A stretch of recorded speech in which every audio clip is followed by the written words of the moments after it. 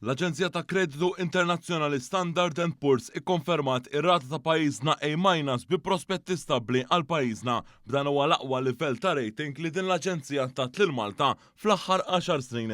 L-ekonomisti internazzjonali u indipendenti sostnu l-ekonomija Maltija qed tikber b'mod b'saħħtu u jafferm aqwa minn meta imqabbla ma' pajjiżi fiż-żona euro. Dan hekk kif qed ibassru l-ekonomija din is-sena se tikber b'aktar minn 6% u tkompli għaddejja b'ritmu b'saħħtu għal 3 snin li ġejjin. L-esperti li ma jħarsu lej wiċħat innutaw li tkabbir ekonomiku huwa dovut minħabba żieda qawwija fit-turiżmu u konsum privat li huwa b'saħħtu wkoll. Skont ċifri tal-NSO ippubblikati din il-ġimgħa fl-ewwel 10 xhur ta' din is-sena, in-nefqa mit-turisti kienet ta' nofs biljun euro aktar mis-sena l-oħra b'din tilħaq il-valur ta' aktar minn 2.9 biljun euro fl-ekonomija Maltija. Ġie nnutat ukoll kif minkejja li pajjiżna għandu deficit aktar minn dak mixtieq mill-Kummissjoni Ewropea, il-livell tad-dejn huwa sostenibbli bid-dejn nazzjonali se jibqa' ferm taħt is-60% li hu stipulat skont Brussell dan mistenni jibqa' taħt il-50%.